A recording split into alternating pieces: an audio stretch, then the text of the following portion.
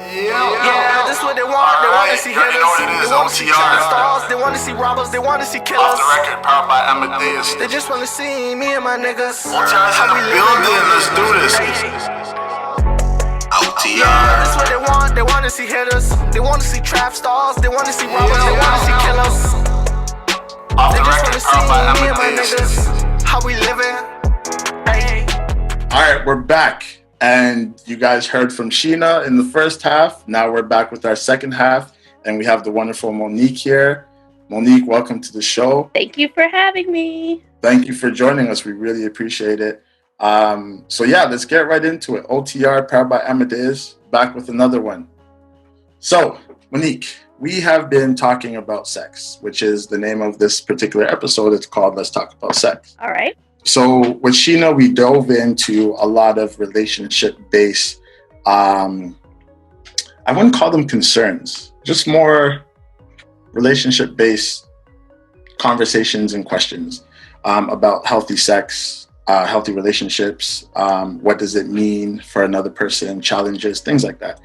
What we want to talk to you more about is the more educational piece pertaining to sex in terms of STIs, HIV, and things like that, right? So I'm going to jump right into it, and I'm going to start off with the first question. And feel free to ask us any questions. Like I said, this is just a conversation, so let's just get into it and have fun while we're doing it, right? So the first question I want to ask you is, relatively, in my opinion, I don't think it's talked about enough, but these days, a lot of people who are in relationships or have sexual partners are most often afraid to talk to their partner about getting tested. And then we have other individuals who don't feel like getting routine tests are important. What would you say to somebody who is afraid to talk to their partner about getting tested? What advice would you have for them? The second part to the question is, what would you say to an individual who doesn't feel like routine testing is important? Okay. So I'm going to start with the second part first. Okay, sure. For a person who doesn't like to get routine checkups, there's probably two reasons for that. The first reason being is that it's just if I don't know, then I have nothing to worry about, right? So there's more of a fear. If I find out, then shit, I gotta do something about it. The other option is just ignorance of like, I'm good.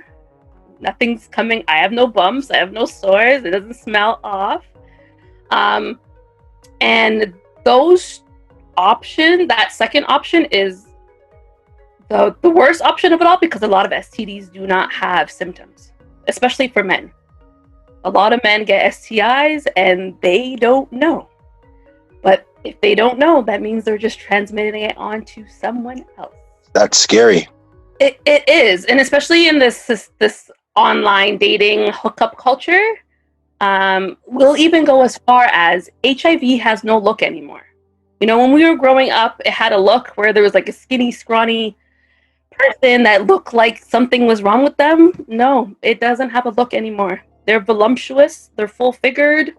They are healthy individuals. We've all grown up and seen Magic Johnson. He looks like a healthy man. So it's hard to just look at a person and tell if they have an STI. Regarding the first part of the question, I would say what I kind of use to tell people now within the workshops that I do is bring up a YouTube video and use that as a tool to open the conversation.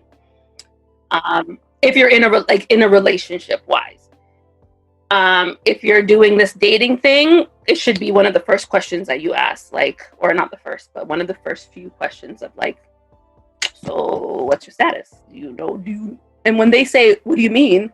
That's a problem, because what do you mean? Are you negative, positive? Do you have any? Because the thing is, the biggest conversation people typically have is knowing their status when it comes to HIV, but they don't know their status when it comes to other STIs that are uncurable or other STIs at all. But okay, Sheena, would you like to chime in on that one there? No, I'm just like, yeah, thank you for sharing. Yeah. No, that like Warren said, that is scary, and that is something that doesn't happen a lot. And I try my best to do that, especially if I know that I'm now highly sexually active with an individual, and there could come, chances where a condom doesn't get used and stuff like that. I definitely, I'm adamant about getting tested, but also I just want to have that comfort level and just want to have that peace of mind when it comes to sex, right? Because there are many different ways to protect yourself, yes. But let's just speak specifically about a condom. A condom can break. And I don't know, Warren, I don't know if you've been in that position where you're having sex with someone and then the condom breaks, and for the next 3 days, the only thing that's on your mind is like, yo, did I catch something? How do I, you know what I mean? I've definitely been in that situation, and it's not a fun one. Definitely. Right, exactly. And then the next thing is, and I don't want to throw this out there, but I am going to throw this out there because it's just me. And Warren, you could probably agree with me too, but most of the time when a sexual transmitted disease, an STI has been detected between two people, the guy gets the blame. The guy gets the blame. Oh, you're dirty. You're running around with a dirty dick. Like, we heard all the different terminologies. You're a community nigga. Like, we heard it all. You know what I mean? Right? So why is it that the guy always gets the blame and women don't? Now, because most times men don't always get a checkup. That's true, but a lot of times women don't get a checkup either. Because I'm gonna throw a curveball in there. Two occasions, I've had the conversation with the partner about getting tested, and one of them very calm, cool about it. We did it. We got tested, and she found out that she did have an infection, but it was just more of like a vaginal infection or a yeast infection, something like that. The other person was like, you know what? I'm good. I know I'm good. But let's do it anyways. It sounds like a good idea. I'm on board with it. Blah, blah, blah. Turns out she had an STI. She had chlamydia. So did you decide not to be with her after that? No. We went through the process of her, getting the medication and stuff like that and whatnot. I was just appreciative of the fact that she was willing to get tested, but it was a learning experience for her as well. Like, no, you're not always good if you think you are. Right? And that's because she probably didn't see any symptoms at all, or she didn't notice any change in her body. Or she did, and she just couldn't face it. No, but even because we did have intercourse prior to, and I didn't see anything rare, because I'm sort of aware of certain signs and stuff too. I didn't really see anything, and she didn't feel any weirdness. She didn't see anything. So maybe she did, and she covered it up really well, or she didn't even know what to look for, or she just really didn't have any symptoms at all because she's been carrying it for so long, right? She probably thought, like, when it first happened, she probably thought that maybe she just had an yeast infection or something. And then as it went along for like maybe the next 3-4 months, she kind of got used to, you know what I mean? I don't know. No, you are making sense because your body does react to it the first time, and then right. So yeah. So yeah, we usually get blamed. So that was another thing for me too, where I said to myself, I'm going to be the one to have the conversations. I'm going to be the one and I get routine testing, and when I call the doctor and they say, okay, yeah, you're fine. I said, all right, cool. I'm coming in to get a printout. Oh no, you don't have. Yes, I do, because I keep a record of these things because I've been blamed before. I just want to add though, I think a lot of people forget that condoms are not just for pregnancy, right? And I think that's the biggest I wouldn't say misconception. The biggest ignorant thought is like, oh, condoms are only for people say that? No, for real. It's not that they say it, but they unconsciously do it. No, they say it. Yeah, they do it, right? Because think about it. The pull-out method is only protecting you from pregnancy. It's not protecting you from And even that STIs. is, your pull-out game's got to be on point. But to answer your question, Sheena, I have had firsthand experience of someone saying, "Oh, well, I'm already pregnant, so there's no need for me to use a condom." They said that, and Oh, wow. and I'm not going to go into too much detail on who it was, but I helped this person go to the doctor and get tested and stuff like that while they were pregnant, and it turns out that they had an STI because they were having sex without a condom because they're like, "I'm already pregnant, I can't get double pregnant." So yeah, that does happen. That's a tough one. Yeah, that definitely happens. I mean, what's been in my thoughts a lot lately, and my research is like mostly stemming on HSV1 and HSV2. And so like, those ones are like, You might have to give them a little more. sorry? You might have to give them a little thank more Thank you so much. to that. Herpes. So, like facial herpes. Well, you can't call it that, but like usually you see type 1 herpes, cold sores on your mouth, and type 2, often you find that on your genitals. But you can actually find herpetic outbreaks all over your body. But the thing that has been like most curious to me, because we know that condoms don't necessarily stop the spread of herpes. So this part, so like I want to look at that, but also I wanted to look at like, there's another reality. Like we know, you probably know more than anybody, that people are not using condoms. Like it's a rare, like, and especially in our community, like I want to be clear. I don't know about other communities. I know in our community, like it's because it feels good. Let's just be like, most people prefer without it. So I just kind of want to look at what you have to say about that and wraparounds for it. Well, a lot of STIs are passed on even without sex. So skin-to-skin contact and oral sex. And that's probably the number one pass, is on top of physical sex, oral sex. So with that being said, I actually have a question for you guys. Ooh. So other than oral sex, how else can STIs be passed on? And I'm talking about everything now. All Everything. STIs. So even Well, like HIV. I'm pretty sure that this is a myth, but I'm going to throw it out there. Sitting on a toilet seat, can you get an STI from that? Thank you Yeah. for that response. Yeah, I'm like, if y'all sitting and rubbing on the What about kissing? What about blood? Like maybe, No to kissing. Blood, yes. And blood is usually in blood transfusions, on sharing syringes. Mhm. There's a couple other, and they're really obvious. So What if, let's say,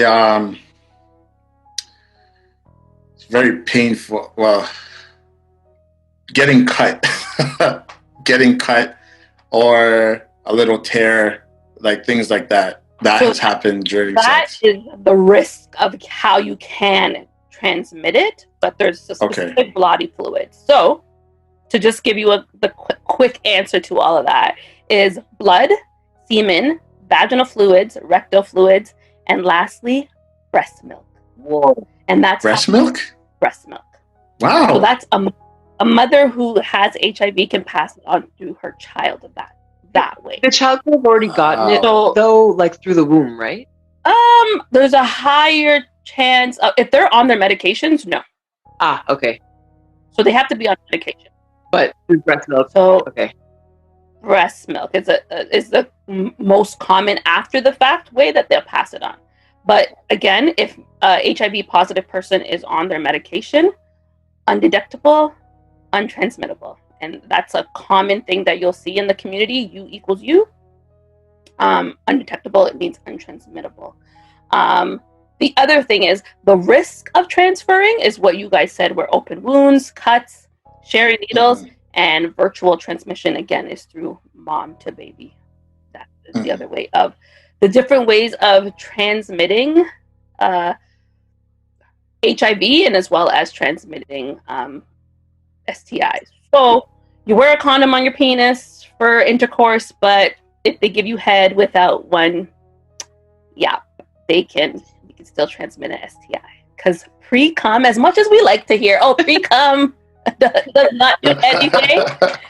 Pre-cum is still a fluid, and it transmits, and it can get people pregnant as well. So I've heard that I know, well, not know, so correct me if I am wrong, but from what I did learn that so a female or whomever your partner is giving oral sex to a male, the infection could stay in the back of the throat, and that is when they would contract it if the penis actually reaches to that length. But if it doesn't go to the back of the throat, you won't get it. I've also heard that if you're now giving oral sex to a female, because there's nothing hits the back of the throat and the female doesn't have a penis, you can't get it from giving. So a woman can't transmit it to you because you're giving her oral, but if you have it in the back of your throat and you're giving oral to a woman, you can't transmit it to her. So can we clear this part up? Who is speaking? Who is speaking right now? it's Who told you this? These are some of the things. These are things that these are the talks. I'm telling you. Sure. There's a lot of educated people out there. That's another reason why we're having this episode. These are things that I've heard. A man's come to me saying, yeah, fam. Right. Yeah, a man's like, yo, I don't let no girls deep throat me because that's how I'll catch it. Okay, well, to answer that question, it sounded as crazy as it sounds. I don't believe there's any truth to that. Again, I'm not a medical person. Like, I'm not a medical scientist. I educate things, and from what I understand, there's no truth to that. Because as I just said, it's the fluids. So it's usually vaginal fluids to a person's mouth or pre-cum to a person's mouth. That's where the transmission happens, not hosting at the back of the person. And also, like with the only place where I can think of where it could sit and maybe last for a lot longer is, and it's still the fluid, is your rectal. And that's why in the men on men relationships, that's why it has been known to know it's a common thing in that community, because semen can live for at least 5 days. And we all know, well, we may not all know what our ass looks like, but it's an exit spot only, not an enter. So it has like very tight, it's a tight muscle, and it has like secretions on it. So what happens is when you ejaculate and pull out and go back in, semen can sit on that part. So for example, when you do a number two, when you come back and still find a number two there, like some of the residues, that's exactly what it's like for the semen, right? So now if you're going back in, you are now pushing that semen into that person's body, and now it goes into their bloodstream. So that's why that would be the only way that mathematics would. Now, so just to clear this next one part up, there's no way that you can have an STI living in your mouth. Wait, like HSV1, you certainly, like, it's not like it. Say someone has a sore or is about to have a sore on their mouth, it's not her or his fluid, but the sore is enough to pass on to a penis or a vagina or whatever. So your scenario, Sheena, is way different than what he's saying. So if we're going to the back of the throat, no, there's no way that back of the throat. So deep throating, all of that nonsense, that's foolishness. So a person can be infected from the genital parts, but they can't give it through the mouth. So, for instance, let's say a girl has an STI and she decides to give oral sex to a man. He won't catch it from just oral sex. He would have to. Okay. That's a sticky situation. Because what you're saying to me is there has to be obviously enough in the saliva to pass it on to her Yes. penis. Yes. Or, you know, or a vagina. So that's another confusing part is, can you transmit it to someone from the mouth? So, because that goes against what I've said already. Sticky. It is very sticky because it's not in if you think about it logically, it's not in the fluids of it's not in your mouth fluids, because on top of that, I think they say that we have enough like germs in our mouth that would kill some And of our enzymes from like our salivary glands, like they're definitely going to break things down, and so it would break things down. But what I would think is it's the flu. So if a person has a cut or anything like that, that's where it could. Now you're opening yourself up to it. But again, I don't think when it comes to the amount that's in your saliva, it's very, very minute if it is in your saliva. So again, I'm not a scientist to tell you or a doctor, but from what I've done my research and what I've known about, it's not from the saliva. So that's why you can't say you can get an STI through kissing. Okay. And then so when Shino's talk about cold sores are, it's more of a skin thing, right? So it's a virus that lives in your nerve system, which is in your back. And when it is activated through, most times they say stress, lack of sleep, all that type of stuff, then it wakes up and it comes out either through genitals or even other parts of your body, and a cold sore. So commonly we hear about cold sores, right? So a person can have a cold sore and transmit that onto a person vaginally or genitals, let's say that. So what I'm trying to say is somebody that has HSV1 can turn into HSV1 on their genitals, and it can be HSV2 that turns into HSV on their mouth. So it's a very complicated situation. This is the other thing is people who are walking in amongst the road who have cold sores, you have an STI. Mm-hmm. Okay, you have herpes. I think that it's a part of the issue and the stigma that comes with herpes, because people who have cold sores can walk on the street amongst the way they feel a little awkward or whatever, but we can visibly see that. A person who is walking on the road that has genital herpes, they can't see it, but they're highly stigmatized. People look at them like, oh, you're nasty. You're dirty, all of this type of stuff. I remember working at a workplace and the one of the ladies had a cold sore, and I was like, oh, she has herpes. And my coworker's like, no, she was a virgin when she got married. I'm like, okay. And your point is, because that means all she has to do is perform oral sex on her husband, her partner, and then now he has genital. Even if she doesn't have an outbreak, the lining can be shed. Exactly. It's less likely, but herpes is the most annoying STI to have, but it's the least dangerous one to have.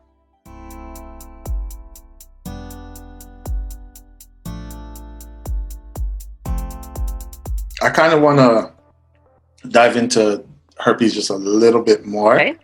because I have knowledge of a few people that have contracted it and they thought that their life was over. They thought that, they're now going to be stigmatized and treated so differently and all of this, and they didn't know what to do next. They were definitely in a state, and probably still in a state, months, years after. Right. So just to, because there's another few things that I want to ask too as well. What? But for the herpes part, I've been told that you can have it and not know that you have it because it's dormant. That's true.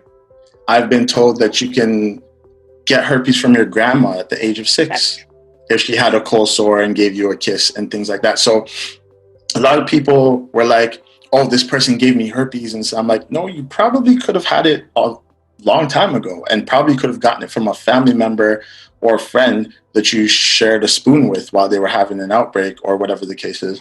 And it just got awoken in you. Now, can it be awoken by itself, or does it take contact with another outbreak to waken up? Like, how does that really work? How do you live your life with herpes? How do you navigate around it? How do you protect others? Okay. How do you protect yourself? Like, just that strong piece, because like I said, I know a couple people where it pretty much tore them apart. Okay. So as I said, herpes is one of the most stigmatized, but the least dangerous. Mm-hmm. You can pass it on from people kissing you as a child. That is very possible. What else did you say? Sharing a spoon with a friend, or no, it's not really. Again, skin to skin contact, right? It's not commonly passed through items. It's skin to skin. So even if you guys didn't have sex, but you rubbed your genitals together, you could still pass it. Herpes can be anywhere on the body as well. So, because it is a skin to skin contact. So if a person had it on their mouth and kind of rubbed it all over their, someone else's, I don't know where, their ear, it can happen. And it being dormant, and how does it wake up? It's honestly common. It's a common, like anything else. When your immune system is low, then you're open to anything. So lack of sleep, unhealthy eating habits, not completely unhealthy eating habits, but like once you just stop taking care of your body, things can happen. Most people's triggers are through stress. Some women get it during their period. Some men get it, or some people get it from food, chocolates, whatever. Sometimes their body just doesn't like certain things, and the response to that is that. Herpes is not the end of the world, though. Okay, so here's another thing. Our medical system does not test for herpes. The reason why they don't test for herpes is because it's highly stigmatized, and it typically turns into a mental health case. So the other part of it is it's so common. I don't know stats in Canada, but I know stats in the US are like 80% of people have it, knowingly or unknowingly. So with that being said, it's almost stigmatized for no reason, because it's like it's almost equivalent to COVID right now. Like anybody and everybody can have it. They just don't know. Right? And as we've heard in COVID, people are walking who are asymptomatic, don't even show no symptoms, but they have it, right? So I think the biggest issue is, and what we need to learn to get rid of, is the stigma of it. These people who have herpes can have full lives, they can have marriages, they can have great sex lives, people can eat their vaginas, people can suck their dicks, all of that. It can happen. The best thing to do is to disclose, so that a person knows what they're going into. The sad part about it is because it's so highly stigmatized, people don't want to disclose. Okay. But there is no law that they have to disclose either. It's just, if something happens and a person looks at you side left, or they want to knock you out because of it, that's what it is, and that's what you have to deal with. Again, because herpes is kind of an unknown situation where there's no way of knowing that if you're going to have an outbreak or not. It just has its own thing, and that's why it's so different than HIV. As I said a little earlier, HIV is if you're taking your medication and you're doing it on track, it can become undetectable, and so that means there's no way of transmitting it. Herpes, there's no rhyme or reason to it, and I think the reason there's less studies and information on it is because everybody got it. It is. I've actually been this is where my research is stemming from with herpes, and so I host a monthly conversation about it. So looking at these questions on lots of levels, this level and more intimate levels, and one of the things like dormant or latent, yes, and stress, we all know is like, it's so weird that we like talk about stress with this like giant like it's too broad of a topic, where people are like, well, I'm not stressed, and then you're like, well, you live in 2021, so you might have experienced stress a little bit. But I think the bigger piece. So yes, the stigmatization of herpes is so fascinating because the statistics show that like in Canada, 3 out of 4 people have herpes. And so, Caldrick, your question was, does it take for you to be intimate with someone, like to have contact with it again to make it erupt? I think the answer to that is not necessarily. Like it could be that, but you don't have. It doesn't have to. It could have been. You could have had it a long time ago, and it woke up. I've had people on our conversations who are in their 60s who had their first outbreak in their 60s, but like couldn't have. There was no opportunity for it to have been there. Like they didn't just get it. So the conversation is one fascinating, but the other thing, like the science that I'm looking into, is around essential amino acids, specifically L-lysine. And when it comes, sorry guys. Oh, all right, he's got to go. All right. So I had another question, but I think we could skip past that one, or if you can list them really quick, just a list of them without really going into detail. How many different STIs are there? There's 3 categories. Are there bacterial, vaginal, and parasitic? So I think there's 3 in There's about 12. There's about 12. Okay. And the 4 that are untreatable all start with H. They're herpes, hepatitis, HPV, and HIV. Those are the 3 that are not curable. You would have been vaccinated. I think women would have been vaccinated. I'm not sure if it's men and women in grade 7 if you grew up in Canada. If not, if you missed that date, then your doctor will try. HPV. It depends on your age though. I don't remember getting that shot. I think that. Well, again, I was about to say, it depends on your age and when you were in school. Your doctor may have given it to you after. I never got it in school, but my doctor did recommend me to get it after. And again, this is why I say herpes is the least dangerous, because HPV can lead to cancer, right? It can lead to cervical cancer. I actually have someone that I know in 2020 who had HPV for years, never passed it on to their partner, but went to the doctor and realized they have cervical cancer. So that in 2020, where you don't even want to be at a hospital, turned into chemo, all of that luxury. And I think there might have been a surgery as well. But you had one question for me that I want to make sure that I get out there for you, is where can you get tested anonymously? It's as for males, it would be Hassle-Free Clinic. Unfortunately, I couldn't find anything where it was on a global, or not a global, but a local completely spectrum throughout the GTA, with this one's clinic probably downtown. And then for women, another clinic downtown would be Women's Health and Women's During this time, I know early in the pandemic, they weren't open. Right, they're not really open. But again, if you need to and it's a real curious, just go to your walk-in clinic and try to figure out what they can do for you. There might be a way, like if you're in that dire need of it, do so. Recently, that same clinic, Women's Health and Women's Hands, are now doing take-home HIV kits. Brilliant. So they just recently got approved for that. It's either going to be free for people who are ACB, which is African, Black, or Caribbean, or it's like $40, so the price of a morning after pill, or the Plan B type. So we definitely got to wrap it up. And thank you guys so much for being on the show. There's one last question, if I could get it out there, but please just answer it very quickly. If you do not have a health card, can you still get tested? And where can you go to get tested without a health card? Yeah, that's what I just let. So those. Because you said anonymous. Oh, okay. All right, perfect. So we've got that on. We've got that. All right. It was amazing. I wish we had more time. Sorry, we got to wrap it up. Sheena, you were amazing. Monique, you were amazing. And we could probably do another episode, maybe for another season, hopefully. But we'll definitely stay connected, and we'll keep this going, because this is definitely something that people want to talk about. Some are afraid to. And there's a lot of informative things here for everyone, including myself. I learned a lot today too. Warren, I'm pretty sure you learned a lot as well. So listeners, thank you guys for listening. Thank you to our special 2 most wonderful, powerful guest for being here with us on the show. And that's it. Thanks for having me. Thank you guys so much. You already know what it is. OTR, Voice from the Inside Out.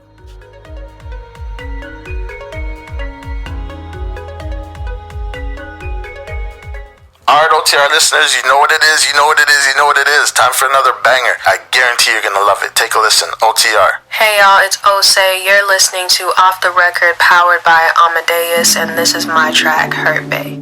I've been going through the motion. You don't see clear, you act out of fear, you know. I always gave you my devotion. I let your slide, I turned a blind eye, and you gave me something for the moment, invalidating my emotions. I let you in, yeah, I was open. Now I'm feeling broken, saw where everything was going. Held you down. Now what the f am I still holding on to? Feel like my heart is closing. I feel so broken, no. I stayed around even when there were doubts, thinking we work it out. You don't want to, so it is what it is. It's what we gon' do. Put your body aside, I'll lay it on you. Take it how it will, but I'll tell the truth. Baby, I'll tell the truth.